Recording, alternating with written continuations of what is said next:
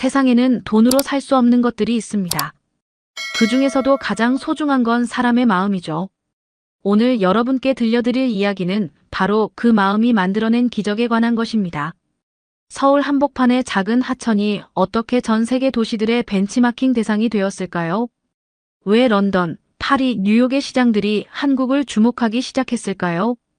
그 답은 놀랍게도 우리가 일상에서 당연하게 여기는 작은 친절 속에 숨어 있었습니다. 한국인들의 자연스러운 배려와 따뜻함이 세계를 움직이고 있습니다. 이제 K문화는 단순한 엔터테인먼트를 넘어 삶의 방식 자체가 되었어요. 우리가 미처 알아채지 못했던 우리만의 특별함이 전 지구를 변화시키고 있는 것입니다. 지금부터 여러분과 함께 그 놀라운 여정을 따라가 보겠습니다. 구독과 좋아요, 그리고 알림 설정까지 꼭 눌러주시면 더 많은 감동적인 이야기들을 만나보실 수 있어요. 안녕하세요. 국제부 기자 김민준입니다. 15년째 해외 뉴스를 다루며 세계 곳곳의 변화를 지켜봐 왔습니다. 오늘 여러분께 들려드릴 이야기는 제가 직접 경험한 놀라운 현상에 관한 것이에요. 서울 도심 한복판을 가로지르는 청계천이 있습니다. 불과 10여 년 전만 해도 이곳은 콘크리트로 덮여있던 낡은 하천이었어요. 시민들은 이 위를 지나다니며 아래 물길의 존재조차 잊고 살았습니다. 그런데 놀라운 일이 일어났습니다. 재개발 과정을 통해 청계천은 완전히 새로운 모습으로 태어났어요. 단순한 도시 미화가 아니었습니다. 이 변화는 서울 시민들의 생활 방식 자체를 바꿔놓았거든요. 퇴근 시간이 되면 가족들이 함께 천변을 걸으며 대화를 나누고 처음 만나는 사람들끼리도 자연스럽게 길을 안내해주는 모습을 볼 수 있게 되었습니다. 더욱 놀라운 건 밤 시간대의 풍경이었어요. 과거 어둠이 내리면 사람들이 피하던 곳이 이제는 안전하게 산책할 수 있는 공간이 되었습니다.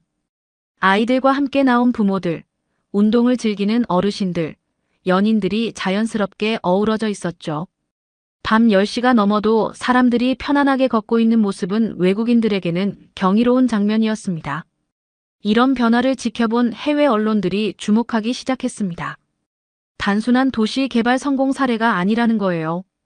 청계천 복원이 보여준 건 물리적 공간의 변화가 어떻게 사람들의 마음과 행동까지 바꿀 수 있는지에 대한 증명이었습니다. 특히 범죄율이 현저히 감소하고 시민들의 행복지수가 상승한 데이터는 전 세계 도시 계획가들을 놀라게 했어요. 캐나다 몬트리올 시정부가 공식적으로 청계천을 벤치마킹 대상으로 발표한 순간 전 세계의 시선이 서울로 집중되었어요. 이어서 런던, 파리, 시드니, 도쿄, 뉴욕 등 주요 도시들도 연이어 관심을 표명했습니다. 하지만 이들이 단순히 물길 복원 기술을 배우려는 게 아니었어요. 진짜 관심사는 청계천이 만들어낸 공간과 공동체의 조화였습니다. 서로 모르던 사람들이 자연스럽게 소통하고 배려하며 함께 어우러져 살아가는 문화 말이에요. 어떻게 한국이 이런 독특한 모델을 제시할 수 있었을까요? 기자로서 이 궁금증을 해결하기 위해 직접 나서기로 했습니다. 캐나다 몬트리올 시청에서 발표된 공식 문서는 충격적이었습니다. 이들은 대규모 도시 재생 프로젝트의 벤치마킹 모델로 청계천을 명시적으로 지목했어요. 몬트리올 시장은 기자회견에서 청계천이 보여준 변화가 단순한 도시 미화를 넘어선 사회적 혁신이라고 평가했습니다. 특히 시민들의 자발적 참여와 공동체 의식 회복에 주목한다고 밝혔죠. 몬트리올시는 즉시 전담 연구팀을 구성해 청계천 모델의 적용 가능성을 검토하기 시작했습니다. 이 소식이 전해지자 런던시에서도 즉각 반응했습니다. 테임즈강 주변 재개발 담당자들이 서울을 방문해 현장 조사를 실시했어요. 그들이 놀란 건 물리적 시설이 아니었습니다. 오히려 시민들의 행동 패턴과 상호작용 방식이었죠. 런던시 관계자는 청계천에서 목격한 시민들의 자연스러운 배려 문화가 어떻게 형성되었는지 궁금하다고 했습니다. 런던 도시계획연구소는 청계천 복원 전후의 사회적 변화를 분석한 6개월간의 연구 프로젝트를 시작했어요. 파리시 역시 센강변 재개발 프로젝트에 청계천 모델을 적용하겠다고 발표했어요. 특히 보행자 중심의 도시공간 설계와 시민들의 자발적 참여를 이끌어내는 방법론에 관심을 보였습니다. 파리시 담당자들은 청계천이 단순한 복원을 넘어 사람들의 마음을 치유하는 공간으로 기능한다는 점을 높이 평가했죠. 파리 시장은 청계천에서 발견한 걷는 도시 문화를 파리에도 도입하고 싶다고 했습니다. 시드니에서는 더욱 구체적인 움직임이 나타났습니다. 시드니항 주변 도심 하천 복원 사업에 한국의 전문가들을 초청해 자문을 구했어요. 호주 정부는 청계천 모델이 보여준 환경 복원과 사회적 통합의 동시 달성 가능성에 주목했습니다. 시드니 시장은 청계천에서 본 시민들의 모습이 자신들이 꿈꾸는 이상적인 도시 공동체의 모습이라고 표현했죠. 시드니시는 한국과 자매도시 협정까지 검토하며 지속적인 교류 방안을 모색했습니다. 도쿄에서도 비슷한 관심을 보였습니다. 도쿄도 관계자들은 청계천 복원 과정에서 시민들의 의견 수렴 방식과 참여, 프로그램 운영 방법을 자세히 연구했어요. 특히 복원 이후 범죄율 감소와 지역 경제 활성화가 동시에 이루어진 점을 주목했습니다. 도쿄도지사는 올림픽 이후 도시재생 계획에 청계천의 경험을 반영하겠다고 선언했어요. 뉴욕시는 센트럴파크 주변 지역 재개발에 청계천의 경험을 참고하겠다고 밝혔어요. 맨해튼의 복잡한 도시 환경에서도 시민들이 자연스럽게 소통할 수 있는 공간을 만드는 것이 목표였습니다. 뉴욕시 도시계획위원회는 청계천이 보여준 공간과 공동체의 조화가 메가시티에서도 적용 가능한지 검토하고 있다고 했죠. 뉴욕시는 한국 도시계획 전문가들을 초청해 워크숍을 개최하기도 했습니다. 베를린, 바르셀로나, 암스테르담 등 유럽의 주요 도시들도 줄지어 관심을 표명했어요. 이들은 특히 청계천이 보여준 다문화 공존과 세대 통합 모델에 주목했습니다. 베를린 시장은 동서독 통합 과정에서 겪었던 사회적 분열을 치유하는 방법으로 청계천 모델을 연구하고 있다고 밝혔죠. 하지만 이들 도시가 주목한 건 청계천의 물리적 구조가 아니었습니다. 진짜 관심사는 그 공간에서 일어나는 사람들의 변화였어요. 서로 돕는 문화, 자연스러운 배려, 세대와 계층을 넘나드는 소통이 어떻게 가능했는지가 궁금했던 거죠. 이 소식을 접하며 저는 깊은 의문을 품게 되었습니다. 지금까지 수많은 도시 개발 프로젝트를 취재해왔지만 이렇게 전 세계의 관심을 한 번에 끌어모은 사례는 처음이었어요. 더욱 놀라운 건 한국이 그 중심에 있다는 사실이었습니다. 평소 한국의 국제적 위상을 다룰 때는 주로 경제 성장이나 첨단 기술, K문화의 확산 같은 주제들이 줄을 이뤘어요. 하드파워든 소프트파워든 뭔가 눈에 보이는 성과나 화려한 콘텐츠가 있을 때 세계가 주목했죠. 그런데 청계천은 달랐습니다. 시민들의 행동과 의식에서 비롯된 변화, 그것도 일상적인 친절과 배려가 국제적인 모델이 되었다는 게 믿기지 않았어요. 과연 이런 변화가 정말 가능한 걸까요? 혹시 과장된 부분은 없을까요? 외국 언론들이 보도한 내용들을 다시 살펴보니 대부분 현지 취재를 통해 작성된 기사들이었어요. BBC의 다큐멘터리, 뉴욕타임스의 심층 리포트, 르몽드의 특별기획까지 모두 기자들이 직접 청계천을 방문해서 작성한 내용들이었습니다. 특히 흥미로웠던 건 이들 기사에 공통적으로 등장하는 표현들이었어요. 한국 사람들의 자연스러운 친절, 세대를 넘나드는 소통, 밤늦은 시간에도 안전한 공간이라는 묘사가 반복해서 나타났습니다. 단순한 관광지 소개가 아니라 사회 문화적 현상으로 접근하고 있었죠. 하지만 기자로서 회의적인 시각도 있었어요. 혹시 외국인들이 한국을 바라보는 로맨틱한 시선이 작용한 건 아닐까요? 아니면 정부 차원의 홍보나 마케팅이 개입된 건 아닐까요? 실제로 많은 국가들이 도시 브랜딩을 위해 상당한 예산을 투입하고 있거든요. 그래서 직접 확인하기로 했습니다. 객관적인 시각으로 청계천을 관찰하고 그곳에서 일어나는 일들을 있는 그대로 기록해보자고 마음먹었어요. 만약 외국 언론들의 보도가 과장된 것이라면 바로잡아야 하고 반대로 정말 특별한 무언가가 있다면 그것 역시 정확히 전달해야 한다고 생각했습니다. 서울행 비행기표를 예약하면서도 여전히 반신반의였어요. 과연 청계천에서 무엇을 발견하게 될까요? 외국 기자들이 극찬한 그 특별함이 정말 존재하는 걸까요? 아니면 우리가 미처 알아채지 못한 평범한 일상이 외국인들에게는 신선하게 느껴진 것일까요? 취재 계획을 세우면서 몇 가지 관점을 정했습니다. 첫째는 시민들의 자연스러운 행동을 관찰하는 것이었어요. 연출이나 의도된 행동이 아닌 진짜 일상의 모습을 포착하고 싶었습니다. 둘째는 다양한 시간대와 상황에서 청계천을 경험해보는 것이었죠. 낮과 밤, 평일과 주말, 맑은 날과 비 오는 날까지 다양한 조건에서 관찰해보려고 했어요. 셋째는 외국인의 시선으로 바라보려는 노력이었습니다. 한국인인 저에게는 당연해 보일 수 있는 것들이 외국인들에게는 어떻게 비춰질지 상상해 보려고 했어요. 넷째는 청계천 복원 전후의 변화를 직접 체험한 시민들의 이야기를 들어보는 것이었습니다.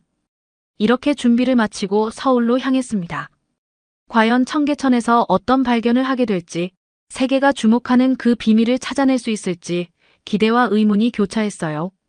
서울에 도착한 첫날 저녁 6시가 조금 넘은 시간에 청계천을 찾았습니다. 퇴근 시간대의 복잡한 도심 한복판에서 과연 어떤 모습을 볼 수 있을지 궁금했어요.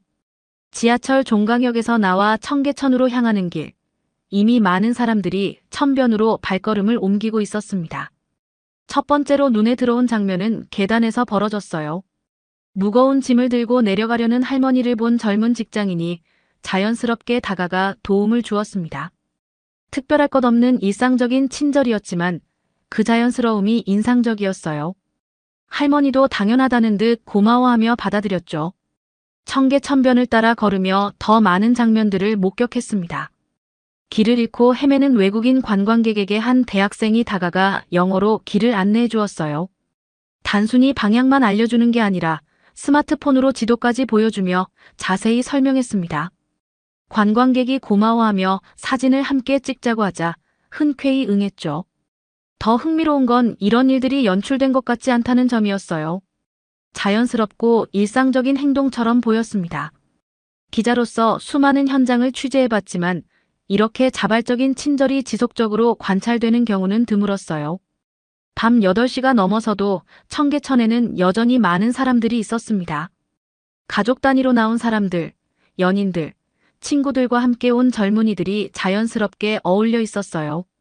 특히 놀라운 건 아이들과 함께 온 부모들이 많다는 점이었습니다. 밤 시간대임에도 불구하고 안전하다고 느끼는 것 같았어요. 한 가족의 모습이 특히 인상적이었습니다.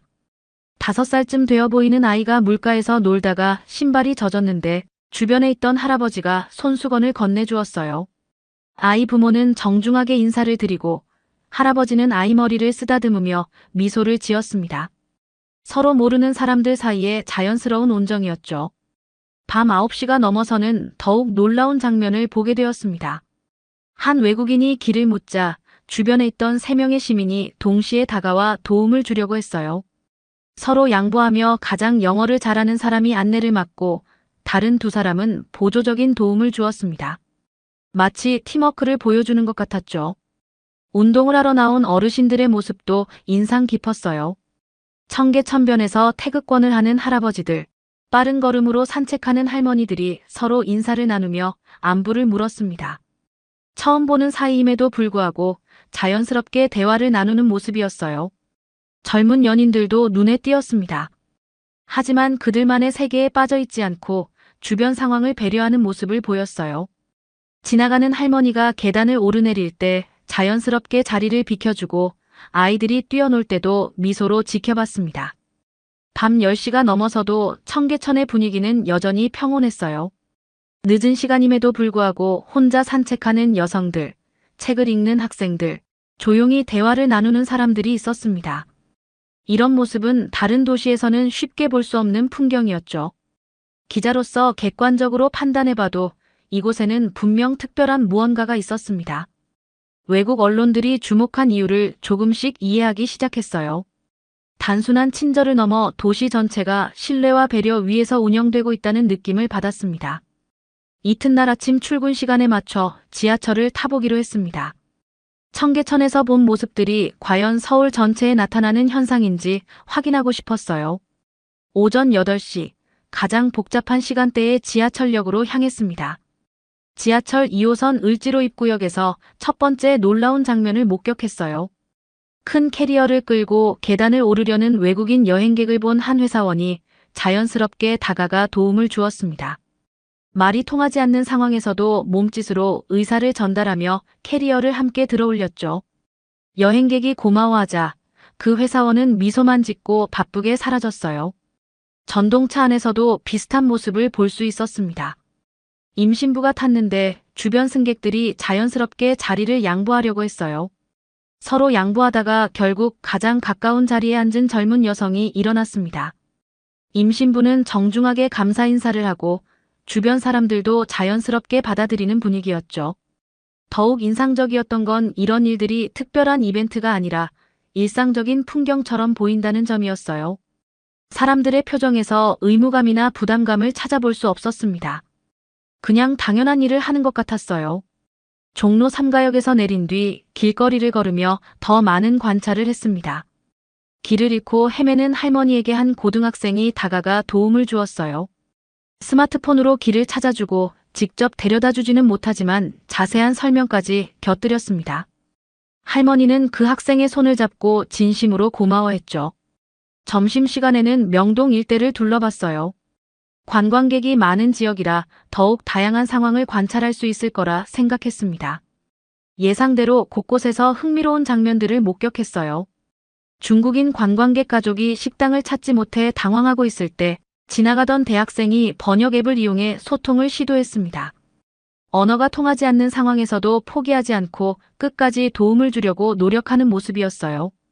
결국 그 가족을 원하는 식당까지 안내해 주었습니다.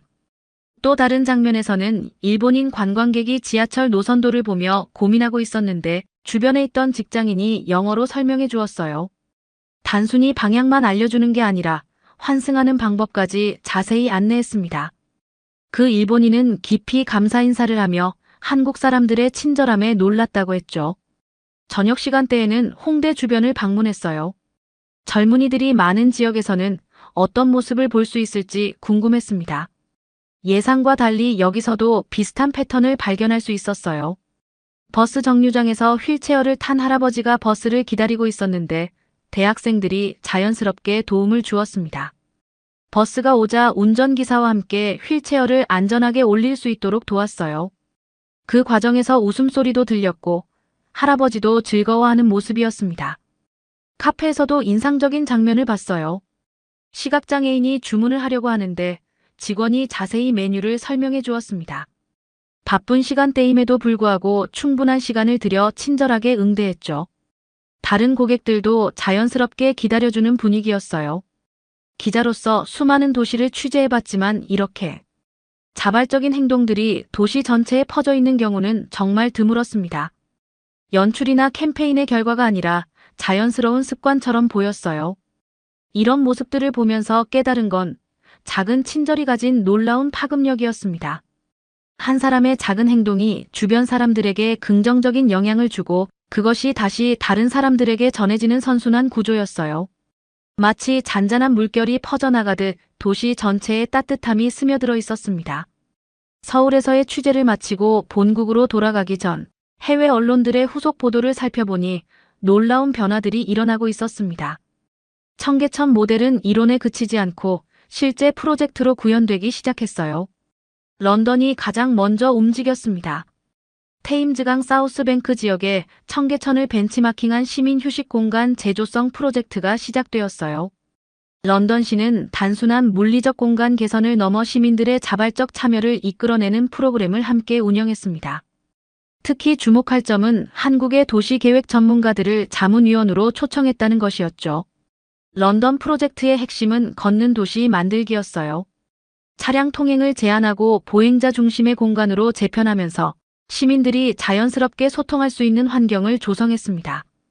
6개월 후 런던시가 발표한 중간 보고서에 따르면 해당 지역의 시민 만족도가 현저히 상승했다고 해요. 시드니는 더욱 구체적인 접근을 보였습니다.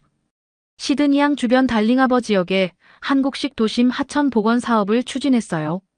시드니시는 한국 전문가들과 공동으로 설계안을 마련하고 시민 참여 프로그램까지 벤치마킹했습니다.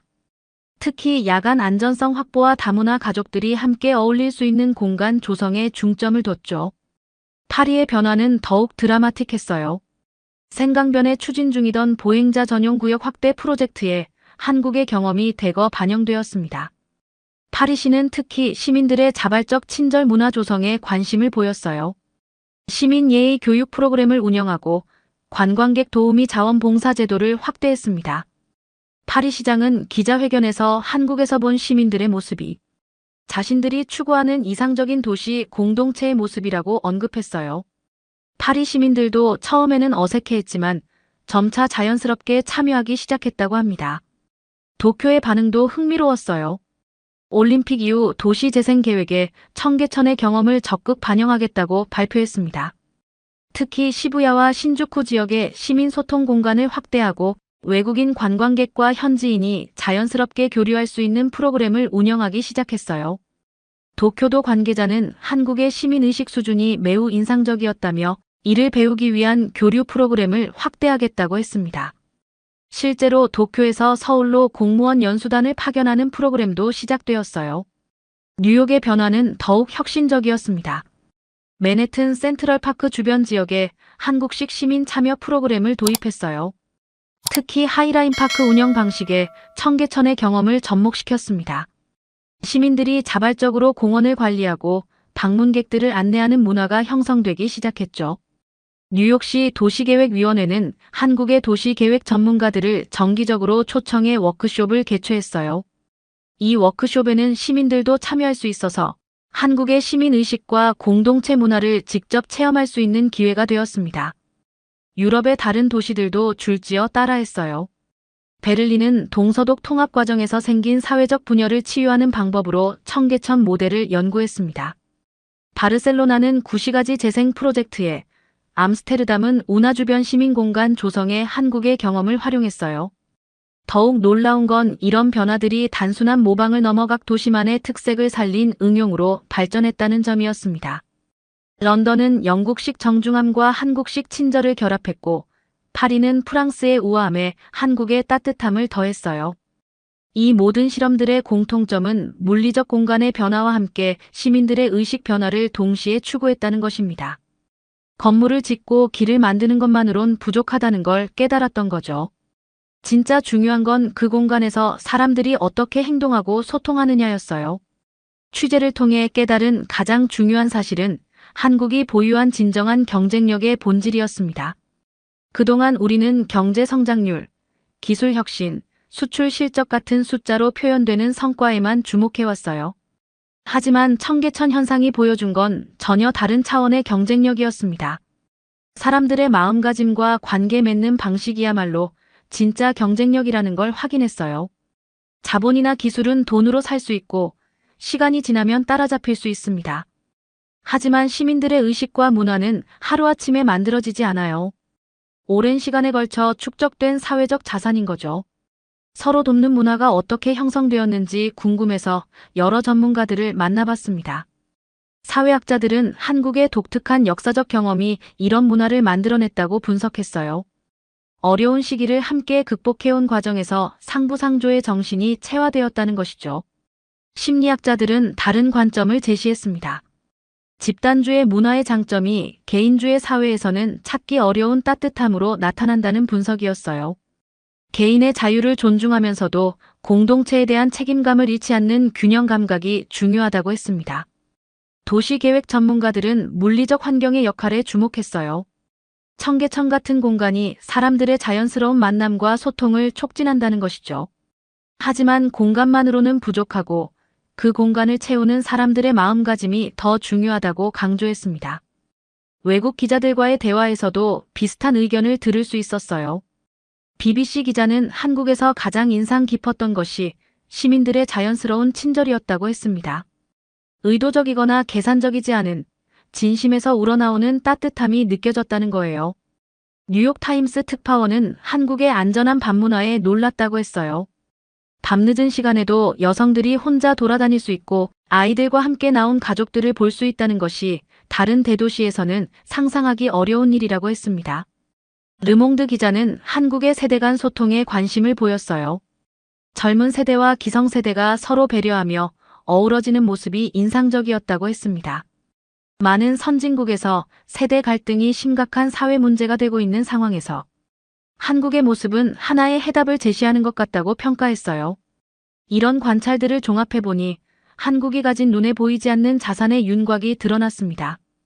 첫 번째는 신뢰 기반의 사회 시스템이었어요. 사람들이 기본적으로 서로를 신뢰하고 선의로 행동한다고 믿는 문화가 있었습니다. 두 번째는 배려의 일상화였습니다. 작은 친절이 특별한 행동이 아니라 당연한 일상으로 받아들여지는 문화요. 이런 문화 속에서 사람들은 부담 없이 서로를 도울 수 있었어요. 세 번째는 공동체 의식의 현대적 변화였습니다. 전통적인 집단주의의 장점은 유지하면서도 개인의 다양성과 자유를 존중하는 균형 감각이 있었어요. 획일적이지 않으면서도 조화로운 공동체를 만들어낸 거죠. 네 번째는 변화에 대한 개방성이었습니다. 외국인들을 자연스럽게 받아들이고 다른 문화에 대해서도 호기심과 친절함을 보이는 태도요. 이런 개방성이 한국을 더욱 매력적인 곳으로 만들었어요. 이 모든 것들이 합쳐져서 한국만의 독특한 사회적 자산을 형성했습니다. 돈으로 살 수도 없고 하루아침에 만들 수도 없는 소중한 자산이었어요. 그리고 이 자산이야말로 전 세계가 배우고 싶어하는 진짜 경쟁력이었습니다. 청계천은 이제 단순한 복원 사업의 사례가 아닙니다. 그것은 함께 사는 방법을 제시하는 상징이 되었어요. 서울의 작은 하천에서 시작된 변화가 전 세계로 퍼져나가면서 인류가 다시금 공동체를 회복할 수 있다는 가능성을 보여주고 있습니다. 1년 후 각 도시들에서 온 소식들은 놀라웠어요. 런던의 테임즈강 사우스뱅크 프로젝트는 시민 만족도가 80% 이상 상승했다고 보고했습니다. 특히 야간 범죄율이 현저히 감소하고 지역 상권도 활성화되었다고 해요. 런던 시민들이 자발적으로 관광객들을 도와주는 모습이 자주 목격된다는 후속 보도도 있었습니다. 시드니의 달링하버 프로젝트 역시 성공적이었어요. 다문화 가정들이 자연스럽게 어울리는 공간이 조성되었고 원주민과 이민자들 사이의 문화적 교류도 활발해졌다고 합니다. 시드니시는 이 프로젝트를 다른 지역으로 확대하겠다고 발표했어요. 파리의 센강변 프로젝트는 예상을 뛰어넘는 성과를 거두었습니다. 시민 예의 교육 프로그램에 참여한 파리 시민들이 자발적으로 관광객 도우미 역할을 하기 시작했어요. 과거 무뚝뚝하다고 여겨졌던 파리 사람들의 이미지가 크게 개선되었다는 관광업계의 평가도 있었습니다. 도쿄는 더욱 체계적인 접근을 보였어요. 시부야와 신주쿠 지역의 시민 소통 공간이 젊은이들 사이에서 큰 호응을 얻었습니다. 특히 외국인 유학생들과 일본 학생들이 자연스럽게 교류하는 문화가 형성되었다고 해요. 도쿄올림픽의 성공적인 개최에도 이런 변화가 긍정적 영향을 미쳤다는 분석이 있었습니다. 뉴욕의 변화는 가장 드라마틱했어요. 센트럴파크와 하이라인파크에서 시민들이 자발적으로 공원을 관리하고 방문객을 안내하는 문화가 정착되었습니다. 뉴욕시장은 이를 뉴욕 시민 정신의 새로운 모델이라고 평가했어요. 맨해튼의 삭막함이 많이 개선되었다는 시민들의 증언도 이어졌습니다. 하지만 가장 중요한 변화는 사람들의 인식이었어요. 도시재생이 건물을 고치는 일이 아니라 시민들의 신뢰를 복원하는 일이라는 깨달음이 확산되었습니다. 물리적 인프라보다 사회적 인프라가 더 중요하다는 인식의 전환이었죠. 이런 변화의 파급력은 예상보다 훨씬 컸어요. 청계천 모델을 연구하기 위해 한국을 방문하는 해외 공무원과 전문가들이 급증했습니다. 서울시는 이에 대응해 국제 교류 프로그램을 대폭 확대했어요. 더 나아가 한국의 사회적 가치에 대한 국제적 관심도 높아졌습니다. K문화가 엔터테인먼트를 넘어 생활문화와 시민의식까지 포함하는 개념으로 확장된 거예요. 한국어 학습 열풍도 이런 배경과 무관하지 않았습니다. 국제기구들도 주목했어요. UN 해비타트는 청계천 모델을 지속 가능한 도시 개발의 우수 사례로 선정했습니다. 세계은행은 한국의 사회적 자본 형성 과정을 연구해 개발도상국에 적용 가능한 모델을 개발하겠다고 발표했어요. 학계에서도 청계천 현상을 분석한 연구가 쏟아졌습니다. 하버드대학교 케네디 스쿨은 청계천을 공공정책의 성공 사례로 교육과정에 포함시켰어요. 옥스퍼드 대학교는 한국의 사회적 자본에 대한 장기 연구 프로젝트를 시작했습니다. 하지만 무엇보다 중요한 건 이런 변화가 한국 사회에도 긍정적 영향을 미쳤다는 점이에요. 해외의 관심과 평가를 통해 우리 자신이 가진 장점을 새롭게 인식하게 되었습니다. 자신감과 자긍심이 높아지면서 더욱 적극적으로 타인을 돕고 배려하는 문화가 확산되었어요. 청계천에서 시작된 작은 변화가 이제는 전 지구적 현상이 되었습니다. 그것은 단순한 도시 개발을 넘어 인간다운 삶의 방식에 대한 새로운 제안이었어요. 함께 살아가는 지혜, 서로를 배려하는 마음, 공동체를 소중히 여기는 가치관이 세계 곳곳에 뿌리내리고 있습니다. 청계천에서 시작된 작은 물결이 이제는 전 세계를 휩쓸고 있습니다. 한국인의 마음 깊이 자리한 따뜻함과 배려가 인류 공통의 가치로 인정받고 있어요. 우리는 세계에서 가장 안전한 나라, 가장 따뜻한 사람들이 사는 나라를 만들어냈습니다. 밤늦은 시간에도 아이들과 산책할 수 있고 낯선 사람에게도 자연스럽게 도움의 손길을 내밀 수 있는 사회를 구현한 것이죠. 이제 전 세계가 우리를 배우려 합니다. 한국어를 배우고 한국 문화를 연구하며 한국인의 마음가짐을 이해하려고 노력하고 있어요. 우리가 가진 진정한 경쟁력은 첨단 기술이나 경제력이 아니라 바로 이런 인간적인 따뜻함이었습니다. 앞으로도 우리의 아름다운 가치들이 세상을 더욱 살기 좋은 곳으로 만들어갈 것입니다. 한국인이라는 것 자체가 자랑스러운 시대가 열린 것이죠.